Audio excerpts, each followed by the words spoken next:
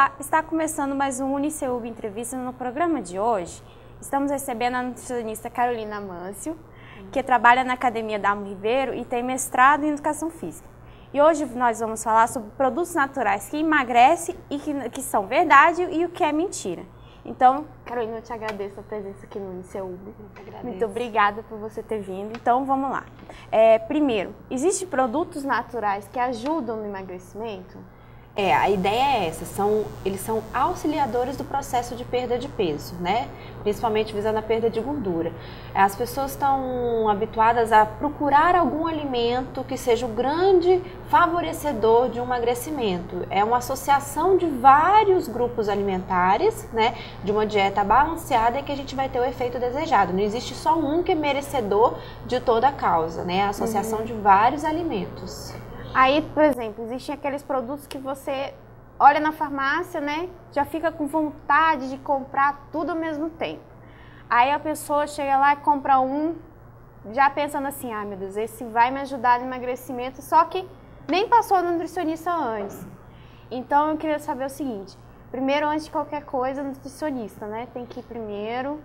Primeiro tem que procurar o profissional de nutrição, ele que está habilitado, ele que estudou para isso, né? Porque mesmo que venha a associar alguma fórmula manipulada, tem a dieta que é o principal, que é o principal instrumento do nutricionista é a dieta. Então, talvez uma cápsula que tenha sido manipulada com algum fitoterápico, algum polivitamínico ou polimineral, venha em associação para favorecer o paciente, mas não que aquilo sozinho vai surtir o efeito desejado. Tá. Aí tem aquele produto que está em alta, né? Que a gente vê em tudo quanto é entrevista, o pessoal fala. Aí, por exemplo, a gente tem a semente de chia, né? Que a gente vê, e as cápsulas de óleo de coco, né?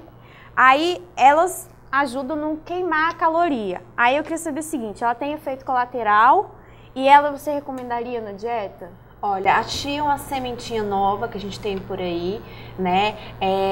Estão dizendo muito que ela é do grupo da, não sei se você já ouviu falar, na quinoa, na amaranto, que são outros cereais. É outro cereal, né, que a gente vê também muito. Só que desses, a chia é o mais novo. Então, agora ela é a bola da vez, né?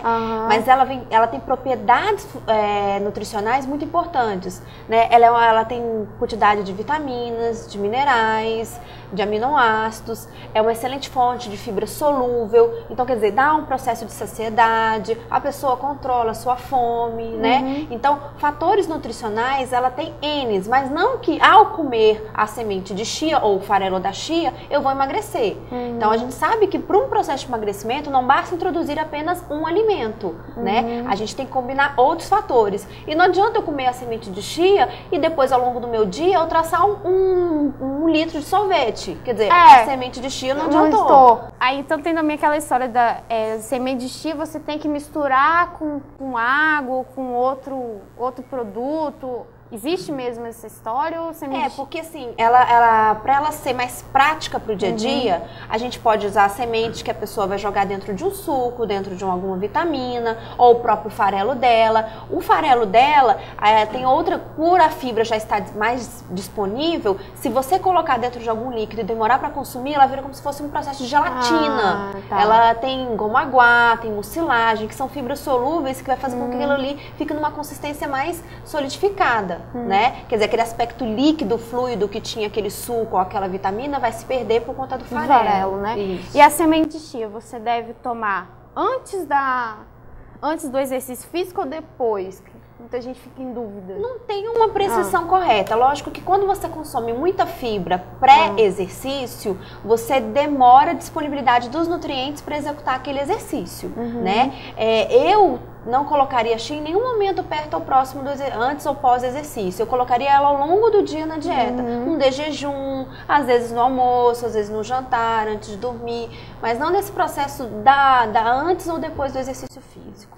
E as cápsulas de óleo de coco, elas também são da mesma forma ou tem uma forma diferente?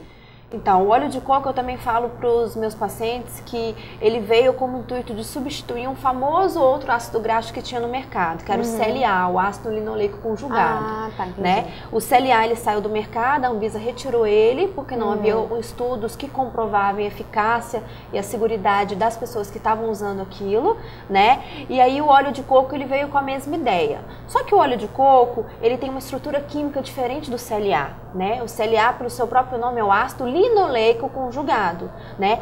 O óleo de coco, o principal ácido graxo que tem presente dele é um outro ácido graxo chamado ácido láurico, que hoje estudos científicos comprovados que a gente tem é falando da sua grande eficácia com relação a uma ação antifúngica, bactericida e antiviral. Isso aí a gente tem N estudos que comprovem isso. Com relação à ação de perder gordura, isso ainda está meio engatinhando, né? Falam possivelmente ativações de enzimas, do processo da metabolização de lipídio, né? Mas a gente ainda não tem nada que seja comprovado e possa dizer que aquilo realmente pode ser utilizado para esse fim. A Anvisa, ela tem como controlar a venda desses produtos ilegais ou não? Tem. Todo produto para entrar no Brasil, para ser vendido, né, ele tem que passar por um registro da Anvisa. Ao passar por esse registro, é porque a Anvisa falou assim, ó, pode ser vendido porque não vai ter nenhum problema para o consumo para a população.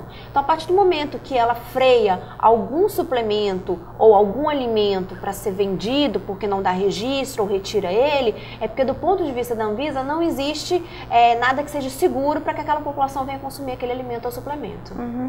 E é possível emagrecer com esses remédios? Remédios entre aspas, seriam produtos ilegais e legais, né? Tem como emagrecer somente com eles?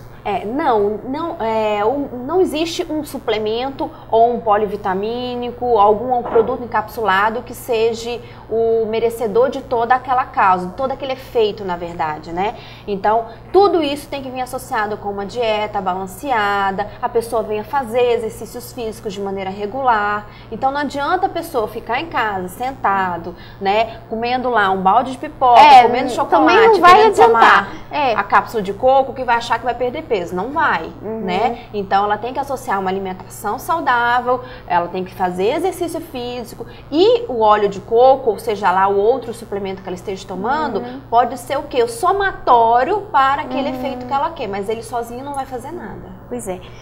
Então, a gente também tem outros, os chamados alimentos termogênicos, né? Termogênicos, como o pessoal mesmo diz.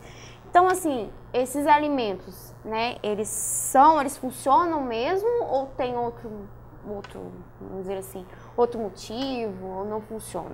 Existem alguns alimentos que na sua estrutura química, na sua composição química, né, tem ações em aumentar o metabolismo, né? A gente tem, por exemplo, aí a canela, né, que a gente pede muito para as pessoas associarem, por exemplo, na hora que você for comer uma maçã, uma banana, coloca um pouquinho de canela em pó, que tem ação termogênica, né? A gente tem também aí o gengibre, né, que aí a gente pede para as pessoas acrescentarem raspa de gengibre dentro de um suco, né? Por outras ações também que ele tem, expectorante, antioxidante, né? Mas lembrando mais uma vez, não é só eles que vão causar o efeito termogênico. Então, o processo de perda de peso, de perda de gordura, ela vem por uma questão que a gente chama de balanço energético. Se eu como muito mais do que eu gasto, aí não tem jeito, eu vou ganhar peso. Vai ganhar peso. Agora, se eu como menos do que eu estou gastando, quer dizer, estou gastando muito mais, então aí eu vou conseguir fazer com que haja essa perda de peso. Então, se eu estou associando alimentos que sejam termogênicos à minha dieta, então o que eu tenho que fazer é controlar aqueles alimentos que vão me dar um teor calórico maior e principalmente associar um exercício para que no final desse dia eu tenha gastado muito mais calorias do que consumindo caloria. Pois é.